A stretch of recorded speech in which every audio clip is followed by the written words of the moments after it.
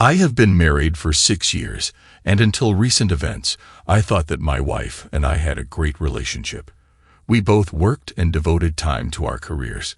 We had a good income for two, which allowed us to live practically without denying ourselves anything.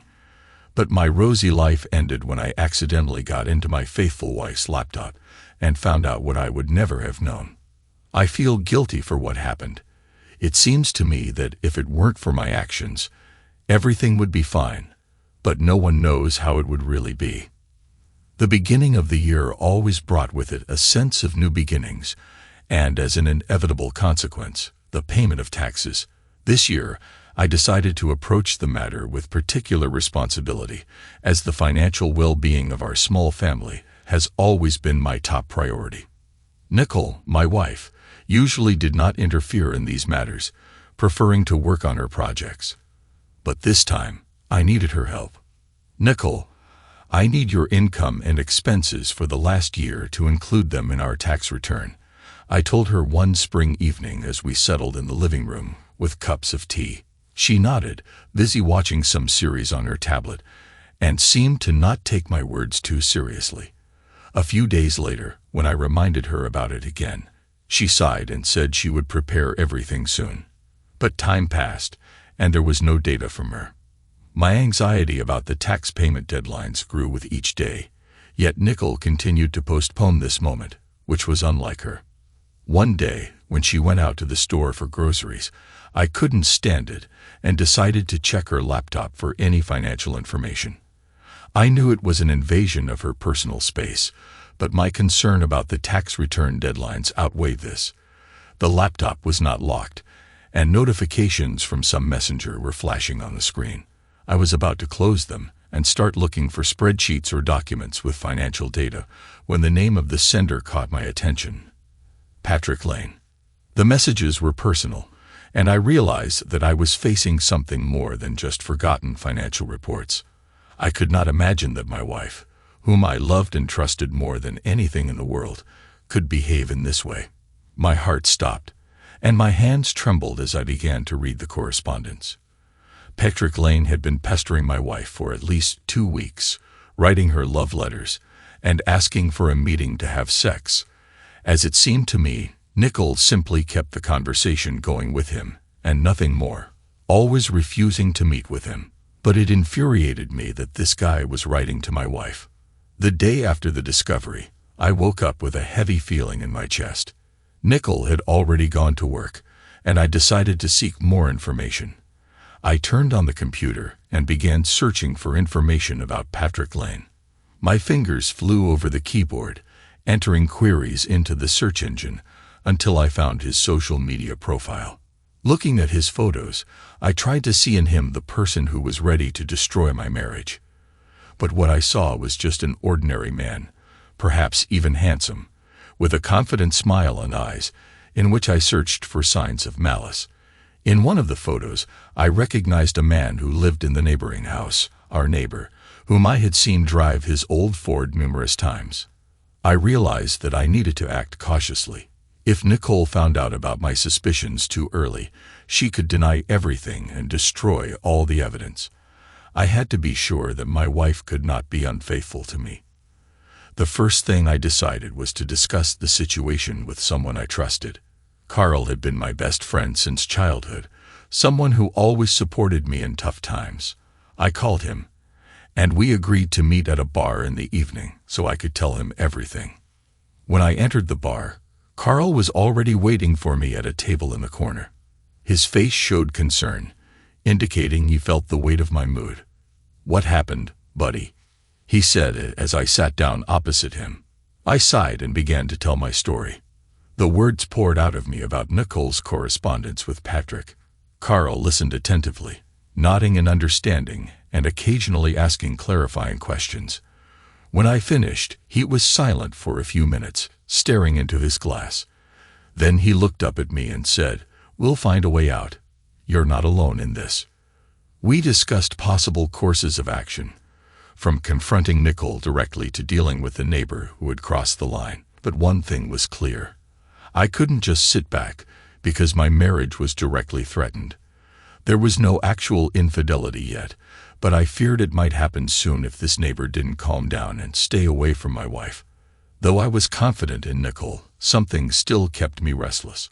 Carl promised to support me, regardless of my decision. But before taking the next step, I needed to think everything through carefully. The following day, I embarked on an investigation. Using social media and some online resources, I gathered information about Patrick. He worked in the marketing department of some company. At first glance, nothing special. A middle-aged man passionate about sports and traveling. It was obvious from him that he was the kind of man who enjoyed the attention of women and made no effort to hide it. I decided to create a fake female social media profile. I first liked his photo, and within just 10 minutes he messaged me first. "Hi, want to get acquainted?" And from there, it began. I communicated with him under the guise of a woman, and he readily believed me. To make it more convincing, the next day while I was at work, I asked a young intern to record a voice message for Patrick saying, "I miss you already, kitty." After a few days of communication, Patrick, as I had suspected, became more open. He shared his thoughts, future plans, and he asked for some intimate photos. However, I quickly dodged the situation by writing, "Oh, we hardly know each other. How about we meet in person? What do you think?" "Dan, I like that idea. Let's meet in a couple of days at some luxurious motel. I'll let you know the exact date, okay?" I proposed from the fake profile, and was in a quandary because I could now confront Patrick. But what about my wife? Technically, she hadn't cheated on me. But what if I hadn't discovered the correspondence? I needed a better plan. I wanted to be sure whether my wife could cheat on me. All this time I was checking my wife's laptop. Patrick continued writing to her, though not as persistently. He apparently got distracted by me under the guise of a woman and lost interest in Nicole. Then a crazy yet seemingly sensible idea came to me. I wrote to Patrick from the fake profile, "Baby, do you remember our upcoming meeting? I was wondering if you have a girlfriend. I've been wanting to try something new for a long time." Patrick saw the message and didn't write anything for about 5 minutes. He was evidently shocked. "I don't know. I have one, but I'm not sure if she'd agree." He wrote, and I hoped he was referring to Nicole. I asked him to find out from her, and he wrote that he would try. About 20 minutes later, I saw my wife pause her movie watching and open her laptop. We were sitting in the living room, and I realized that she was probably communicating with Patrick. I looked at her and believed that she wouldn't make a foolish mistake. At the same time, I felt terrible about what I was doing. This cat and mouse game, secrecy, and deceit were so far from the person I considered myself to be. 10 minutes later, Nicole put away her laptop and continued watching the movie, but Patrick never wrote to me. I thought my wife had rebuffed him, and we went to bed. The next morning, I checked my fake account and saw one notification from Patrick. Opening the message, I was shocked. She agreed and is interested in when the meeting will take place. Oh, that's great news. What's her name? I tried to find out the names because I couldn't believe my wife would agree to such a thing. Nicole, she's my neighbor, a nice girl. So when is it convenient for you to meet? And my worst fears came true. Nicole agreed to meet at a hotel with our neighbor and the unknown girl, who I was pretending to be. How foolish. Knowing Nicole had the day off tomorrow, I wrote to Patrick that we could meet at the motel at 5 o'clock in the evening and sent him the address. He said he would check with Nicole, and 10 minutes later I got a positive response that everything was on. Damn. I called Carl and shared the latest news. He was just as shocked as I was. He suggested catching them red-handed the next day, and I agreed. We decided to meet in the morning and wait for the evening while I would tell Nicole that I would be at work. But what intrigued me most was how Nicole would justify her trip tomorrow. Nicole came home at her usual time and started complaining about her job. Imagine, I have to go to work again tomorrow because Lori got sick. I really wanted to rest tomorrow. Oh, how unexpected. So you'll be at work all day tomorrow? Yeah, maybe even later than usual. Listening to her, I realized she was lying to me. It's a shame, of course, but I'll also be a bit late tomorrow, so no worries. Nicole had made up an alibi, which meant she was definitely going to the motel meeting, and this infuriated me. Now I understood that I had to punish not only Patrick, but also Nicole. After much contemplation and preparation, X day had arrived. That morning I felt odd. Inside, fear and excitement raged, mixing with resentment and anger. Carl picked me up exactly on time. His look conveyed support and readiness to assist in any situation. "Ready?" he asked as I got into the car. I nodded, though deep down I doubted. But it was too late to back out. Upon arriving at the location, we positioned ourselves near the entrance to the motel, trying to remain inconspicuous. We sat in a cafe until the evening, discussing our plan of action. My pulse quickened when I saw Patrick driving up to the motel. He got out of the car and looked around, as if searching for someone. "There's our guy," Carl whispered quietly, preparing for action. I nodded, swallowing the lump in my throat.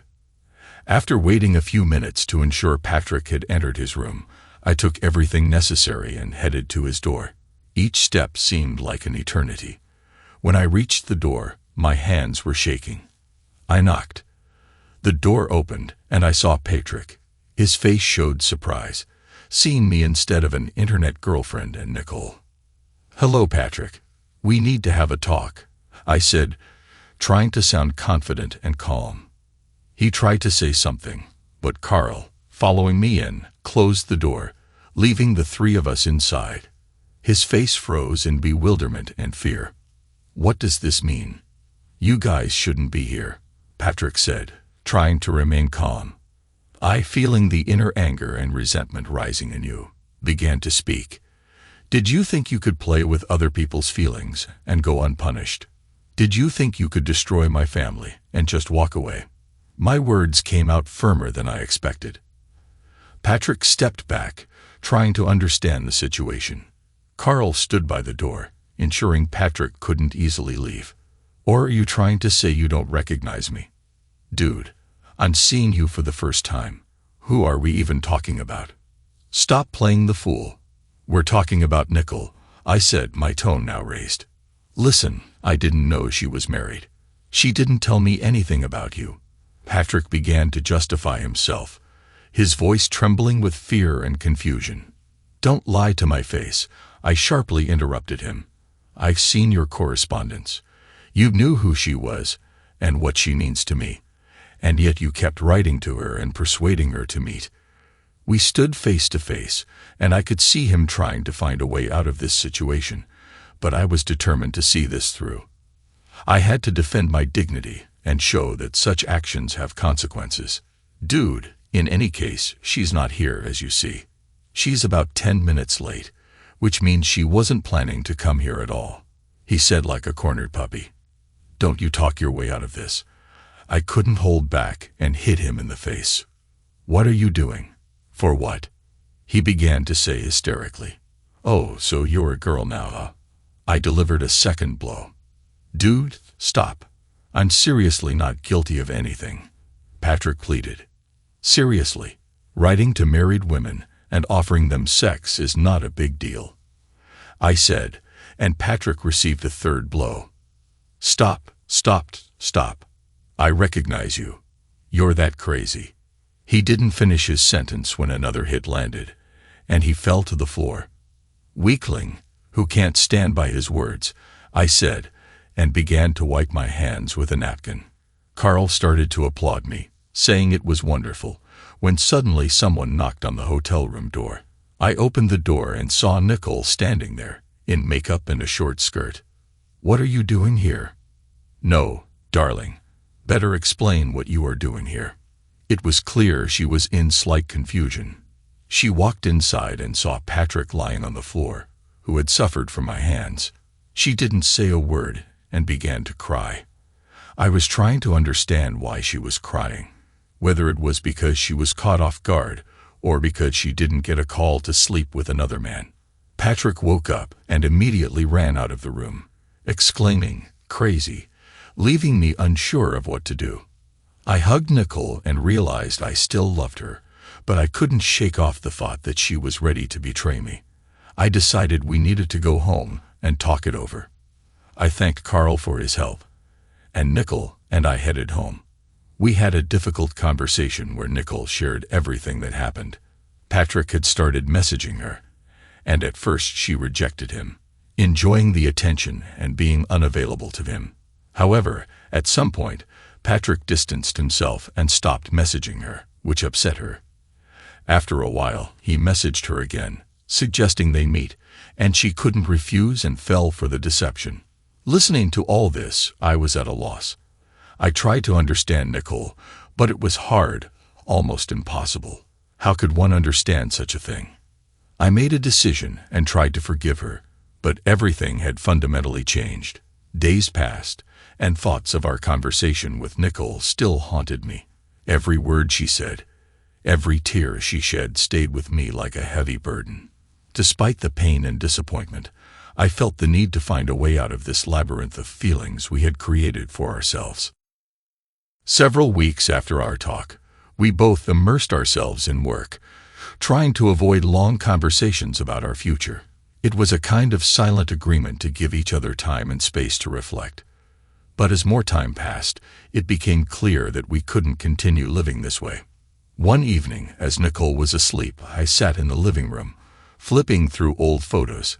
Each smile, every happy moment captured in these pictures reminded me of how much we had gone through together.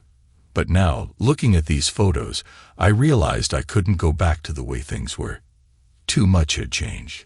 The next day, I decided it was time to act. After work, I stopped at the park where Nicole and I used to walk at the beginning of our relationship. Sitting on a bench and watching the golden sunset, I realized that my mind had already made the decision I had been dreading. It was necessary to talk to Nicole openly and honestly, like never before. When I returned home, Nicole was waiting for me with dinner. Seeing her smile, I momentarily forgot about my decision. But then I remembered the weight that had been pressing on my shoulders for so long. "Nicole, we need to talk," I began after we finished dinner. Her smile faded, and she nodded, understanding the seriousness of the moment. I've thought a lot about us, about everything that has happened. And although this is one of the hardest decisions in my life, I feel that it's better for us to file for divorce. My words sounded firm, but inside everything was pounding. Nicole remained silent, taking deep breaths. I knew this day might come. I just wanted you to know I truly regret my mistakes. Her voice trembled. "I regret it too," I replied. "I regret that we couldn't overcome this together. But I also understand that sometimes it's better to let go so both can move on." The conversation was long and difficult. We discussed the practical aspects of our future separation, but spent most of the time reminiscing about the good moments we had shared together. It felt like a farewell, sad but necessary. It was extremely difficult for me to come to terms with the idea that my wife was ready to commit treason, so my trust in her was gone. She explained her act as a temporary weakness, but agreed with me that this should not happen in a healthy marriage. She admitted that if I had not been in the room that day, she would have cheated on me. It all upset me, but nothing can be changed. When Nicole stood up to go to the bedroom, she turned and looked at me. In her eyes, I saw the same pain I felt. "Thank you for everything," she said quietly. After that night, when Nicole and I decided on the divorce, each day seemed like a trial. We continued living under the same roof, but as strangers, trying not to cross paths in the common areas of the house. It was strange and painful at the same time. To see the person with whom you've shared life for many years and realize that everything that once united you is now just a memory. I began preparing the divorce papers, consulting with a lawyer who helped me understand the legal aspects of the process. Each meeting with him reminded me of the reality of my situation, that I would soon officially be a divorced man. It wasn't easy to accept, despite all the hurt and disappointment I had experienced. Alongside this, I began to reevaluate my life. Dealing with infidelity and the subsequent breakup made me reflect on what truly matters to me and what values are priorities.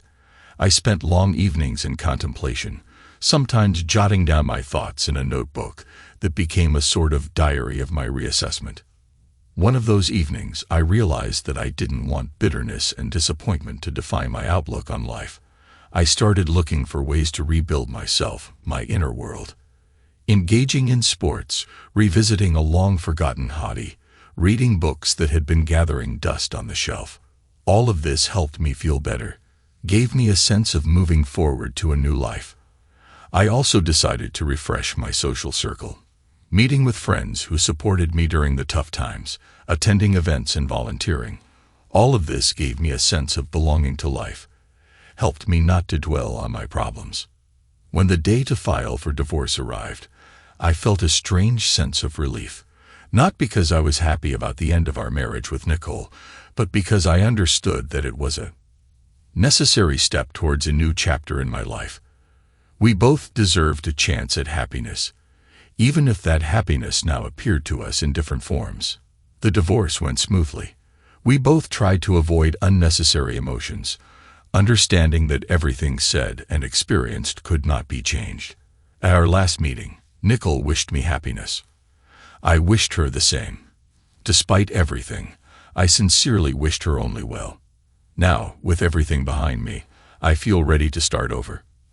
I don't know what tomorrow will bring, but I am sure of one thing. I can face any challenges that life throws at me, and I will find my happiness in whatever form it may come. Patrick, the cause of our unhappiness, turned out to be a coward and could not answer for his actions. I repeatedly went to his house and knocked on his door, but he did not open, and later I learned that he had moved away, which I found amusing.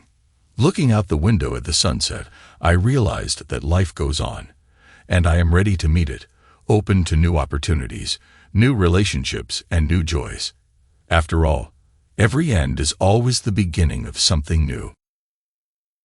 Thanks to everyone who took the time to listen to today's stories. If you enjoyed it, please consider liking and subscribing if you haven't already. Feel free to share your thoughts on the events in the comments below. Take care.